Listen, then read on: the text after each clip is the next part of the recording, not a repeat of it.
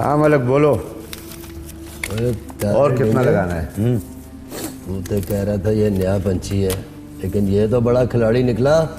यार कभी कभी किस्मत साथ दे देती है, तू और खेलना। अगर तुम अपनी बहन का रिश्ता मुझसे कराएगा, मैं बाजी लगाने के लिए तैयार हूँ। खान, मुंह संभाल के बात करो। जुए में घर वालों को नहीं घसीटा जाता। अड्डे कभी ये उसूल नहीं होता कि एक बार हार के तुम जा रहे। तुम जीतेगा जब तक, हारेगा जब तक मैं इधर बैठा है तुम बैठा रहेगा।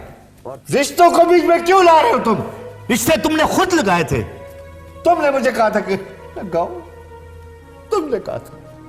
समझाओ इसको यार, समझाओ इसको, वरना मेरा दिमाग का कुपड़े घूम गया ना तो ये इसको मैं गोली मार देगा। आप जो जीते हैं वो आपका है।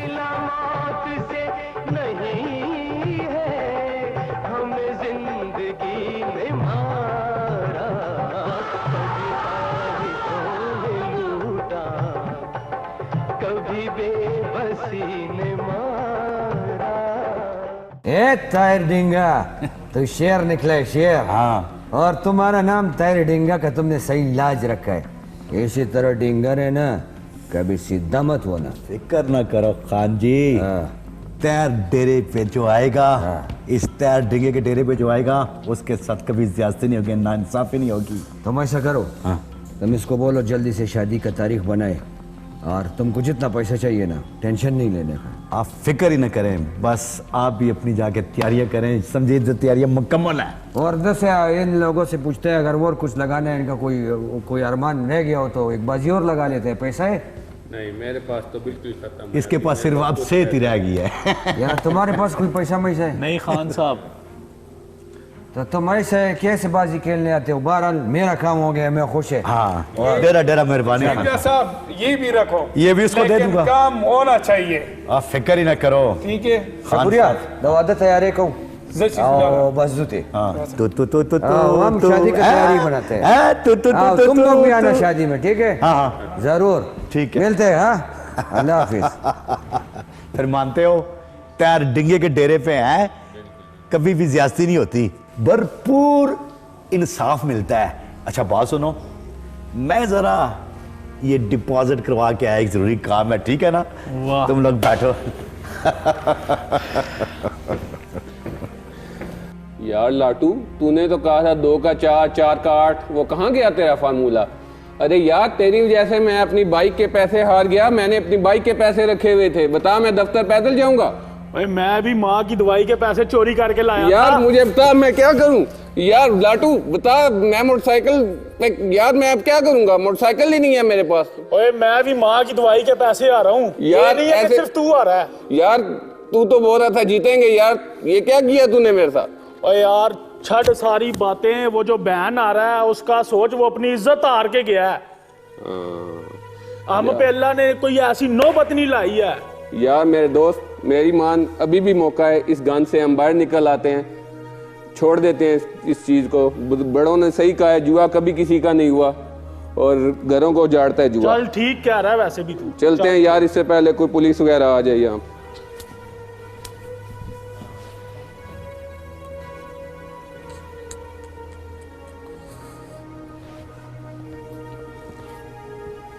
शाहिद साहब, ये क्यों मुंह लटकाया हुआ आपने? क्यों कुर्बानी के बकरे की तरह परेशान इधर उधर घूम रहे हैं? खैर है ना सब? बस अब मेरे सामने कोई परेशानी वाली बात नहीं करनी, और मेरे सामने कोई आपने ना अब बस कोई बहाना नहीं बनाना। मुझे बताएं मेरे सूट का क्या हुआ? मेरे ड्रेस, मेरे शूज, मेरी ज्वेलरी, कहां रह गए वो सब चीजें? चुप कर जाओ, चुप कर जाओ। हाँ बस मैं चुप कर जाऊं ना? परेशानी क्या है आखिर? खैर तो है ना? सब ठीक है ना? यार मैं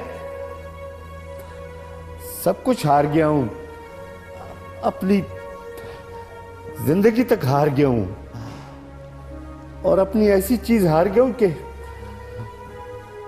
अगर तुम्हें भी पता चल गया ना तो पता नहीं क्या सोचोगी और क्या करोगी। मैं अपनी इज्जत तक हार गया हूं, और तुम हो मेरे 80,000 का सूट, मेरे कजन की शादी, ये वो सवालात से तुम्हारा दिल ही नहीं भरता। अल्लाह खैर करे, ये छोटी सी झोंपड़ी है जहां पे रह रहे हैं, ये तो नहीं हार गए कहीं? क्या ऐसा क्या हार गए हैं? क्या नुकसान हो गया इतना बड़ा आपका? कुछ बताएंगे? कुछ बताने से मसले हल होते हैं, कुछ बताएं मुझे। तुम्हारी खातिर, तुम्हारी खातिर, तुम्हारी इन फरमाइशों की खातिर, तुम्हें पता है मैं जुआ खेलने लग गया तुम्हारे लिए। मैं इतने पैसे कहां से लाऊंगा? कहां से इतने पैसे लाऊं? मुझे ये चाहिए, मुझे वो चाहिए। तुम्हारा 50,000 से कम तुम्हारा जोड़ा नहीं होता, तो उसके लिए मुझे जुआ खेलना पड़ गया। और जुए में मैं आज वो हारा हूं कि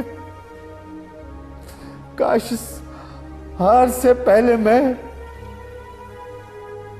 मर ही जाता तो वो अच्छा था। लेकिन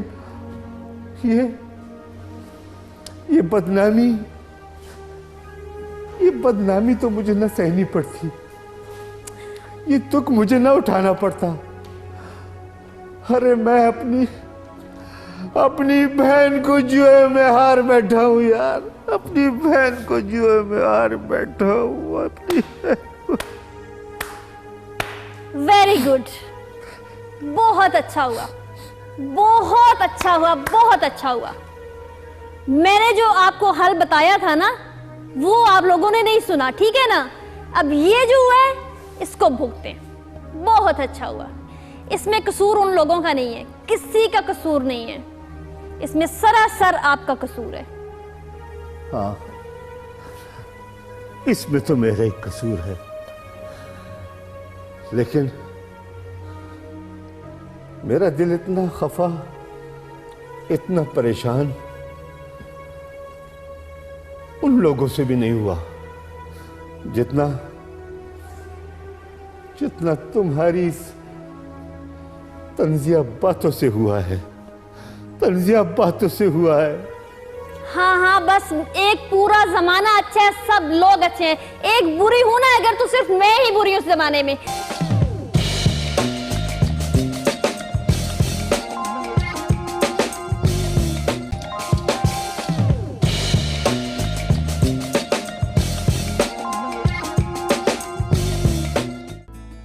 कल अकबर खान आया था भाई से मिलने। कितना ही अच्छा हो अगर उसके साथ मेरी शादी हो जाए, वो मुझे पश्तो सिखाए और मैं उसको पटवारी सिखाऊं। हाय, वो मुझे दूर से बुलाए फाइका, और मैं बोलूं उसको अकबर खान, अकबर अकबर।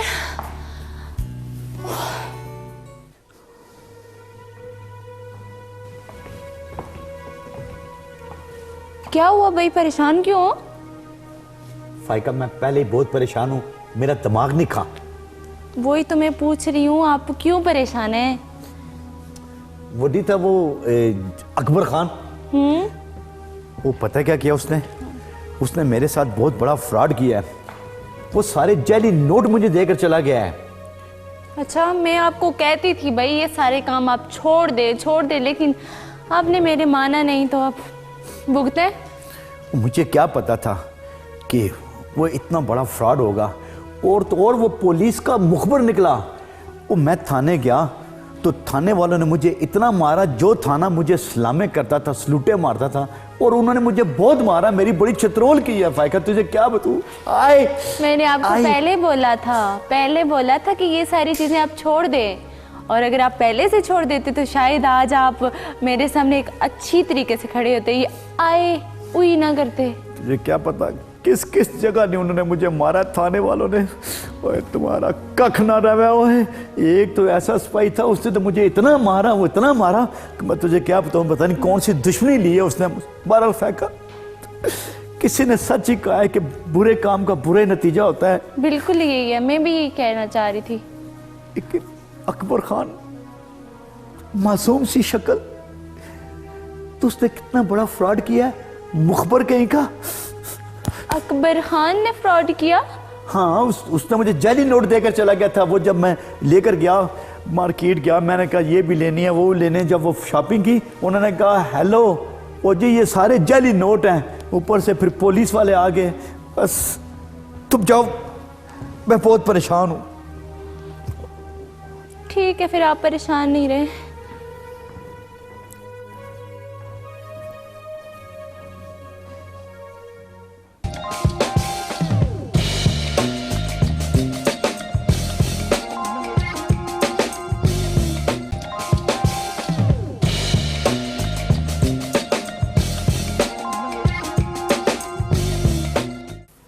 सुंबल,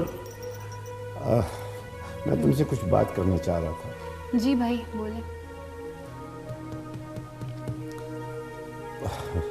उम्मीद है कि तुम मेरी बात को समझोगी, मेरी फीलिंग्स को समझोगी और इनकार नहीं करोगी। जी जी, ऐसा क्या कहना चाहते हैं आप? वो बात दरअसल ये है कि यहाँ पे एक आदमी है अकबर खान। उसके साथ मैंने तुम्हारी शादी तय कर ली है। भाई आप होश में तो हैं, अब क्या कह रहे हैं? सुंबल देखो, इस बार इनकार मत करो, ये शादी तुम्हें करनी पड़ेगी। आपको पता भी है मैं पढ़ रही हूँ, पढ़ाई कर रही हूँ, आप ऐसी बातें कैसे कर सकते हैं मेरे साथ? लेकिन सुंबल प्लीज इस दफा इनकार मत करो, क्योंकि अगर तुम चाहती हो कि इस घर की, मेरी, तुम्हारी और हमारी इस खानदान की इज्जत बची रहे तो ये शादी तुम्हें करनी पड़ेगी। मैं शादी नहीं करूंगी और ये मेरा आखिरी फैसला है। शादिया, तुम्हें कुछ समझाओ इसे। देखो, अपने भाई की बात मान लो, इसी में हम सबकी भलाई है। अच्छा भाई, अगर कुछ ऐसा हो जाए कि अकबर खान खुद मना कर दे और आपकी इज्जत भी बच जाए तो फिर? तुम अकबर खान को जानती नहीं हो, पत्थर की तरह सख्त है वो। उसके साथ आप सर टकरा टकरा के जख्मी हो जाओगे, मर जाओगे, लेकिन वो अपनी बात से पीछे हटने वाला नहीं है। अगर वो पत्थर हीरे में बदल जाए तो? ये तुम्हारी गलतफहमी है और तुम तो ऐसे कह रही हो जैसे उस हीरे को तुमने अपने हाथों से तराशा हो। फैसल आ जाओ। फैसल, अस्सलाम वालेकुम, सलाम वालेकुम। सुंबल क्या हाल है? ठीक ठाक है। अस्सलाम वालेकुम भाईजान, क्या हाल है? ठीक ठाक है। वालेकुम सलाम। मुझे ये बताओ कि तुम मेरे घर में क्या कर रहे हो? यार ये मेरा अपना घर है भाई, तुमने मुझसे फैसला किया है। भाई तुम्हारा घर नहीं है ये, शादी के बाद वो भी तुम बाहर बैठा करो कि अंदर आने की तुम्हारी जरूरत नहीं है। अभी तुम यहाँ से चले जाओ। यार प्यारा है जो साहब, सलूक क्यों करते हो? अब तो बात बस तकरीबन खत्म है। और यार किधर खत्म है? बस जाओ, तुम निकलो यहाँ से। जब शादी होगी तो फिर देखा जाएगा। यार तुमको क्या टेंशन है? देखो अब वसला भी अपने साथ नहीं लाया, अपने बंदों को भी साथ नहीं लेकर आया, इज्जत के साथ आया। अकबर खान तुम्हारा कोई पता नहीं लगता, कोई पता नहीं लगता। तुम्हारी फिरकी जो है फिर जाती है। जाओ यार यहाँ से जाओ, बस ये तुम्हारा रिश्ता मिल गया और मैंने उससे बात कर ली है, बस ठीक है, तुम्हारी रिश्ते में आएगी, पर यहाँ से चले जाओ। यार सुंबल, इसको क्या मतलब, आप कुछ बोल सकते हैं? क्या टेंशन है आपको? मुझे कुछ टेंशन नहीं है, बस खुदा के लिए यहाँ से चले जाओ। क्यों मुझे बेइज्जत करने की तुले हुए हो? अच्छा चलो एक सौदा करते हैं। अब कौन सा सौदा रह गया? क्या है मेरे पास अब? अगर मैं तुमको इस मुश्किल से निकाल दूं कि तुम जिस परेशानी में, और तुम समझते हैं कि तुम्हारी इज्जत का सौदा हुआ है, तो तुम इसके बदले में मेरा कोई शर्त मानेगा? मतलब मैं तुम्हारा काम आसान करता है और समझना भी आसान करता है। अगर मैं इस रिश्ते से दस्तबरदार हो जाए, इनकार कर दोगे? इनकार कर दे तो मेरा एक शर्त। हाँ, बोलो बोलो, तुम्हारी हर शर्त मुझे मंजूर है। बोलो बोलो। पक्का वादा? पक्का वादा, पक्का वादा, पक्का वादा। ठीक है। मैं इस शादी से दस्तबरदार होता है या अपने इस दावे से जो मैं जुए में तुमसे जीता था और तुम हारा था। हाँ, इनको पता लगना चाहिए, जुए में ये आपको हारा था और हमने आपको जीता था जुए में। भाभी, इसने जुए में अपनी बहन का रिश्ता दिया था हमको। अच्छा, इस शर्त पे हमने जुआ लगाया था। नहीं, इस माशरे को पता लगना चाहिए कि जुआ कितना खराब चीज है। आज के बाद तुम जुआ नहीं खेलेगा। ओ भाई, जुआ किसी का ना हुआ, अब मेरे तो पूरे खानदान की बाप दादा की भी तौबा है यार। अब वो है ना बात। और भाभी, एक बात तुम भी सुन लो और बड़ा गौर से सुनो। ये क्या अभी- सुन, किसकी तो दिमाग में पत्थर है। ये जो गरज और लालच है ना, ये इंसान को ऐसा ऐसा ऐसा पोजीशन पे ले जाता है ना कि वहाँ पर इंसान की आंखों पे पटिया होता है, उसको हकीकत नहीं नजर आता है। आज इसने अपनी इज्जत का जनाजा निकाला, अपनी बहन को बड़े बाजार में जुए के मैदान में हार बैठा। कितना बड़ा शर्म का बात है। और इससे भी ज्यादा एक दिन आएगा जिस कोठी में, जिस हवेली में तुम बड़ा गरूर तकब्बुर से पीटता है ना, कि इसको भी दाव पे लगा दे। तुम क्या करेगा फिर? इंसान तो वो है अपना छोटा सा झोंपड़ी में भी खुश रहे, और तुम्हारे एक प्यार जैसा देने वाला शौहर है, इसके साथ खुश रहो। 4 दिन का जिंदगी है, आंसू के लो। इससे वो फरमाइशें मत करो जो ये पूरा नहीं कर सकता। अगर तुम लोग ऐसा फरमाइशें करेगा, फिर मर्द क्या करेगा? चोरी करेगा, डाका डालेगा, और क्या करेगा? जुआ खेलेगा। जुआ खेलेगा। तो तुम भी आइंदा ऐसा फरमाइशें मत करना। देखिए, मुझे अपनी गलती का एहसास हो गया है। असल में मेरी नाजायज़ फरमाइशों की वजह से आज हम इस नौबत पे पहुँचे हैं। औरत जो है ना, वो घर बनाती भी है, लेकिन औरत के हाथों घर उजाड़ भी देते हैं लोग। लेकिन आज मेरी नाजायज़ फरमाइशें इतनी ज़्यादा थी कि ये भी बेचारे मजबूर हो गए और इस नौबत तक पहुँच गए कि हमारे घर की इज़्ज़त दांव पे लग गई। लेकिन मुझे एहसास है, मैं वादा करती हूँ, मैं आज से भी वादा करती हूँ, शायद मुझे माफ़ कर दें।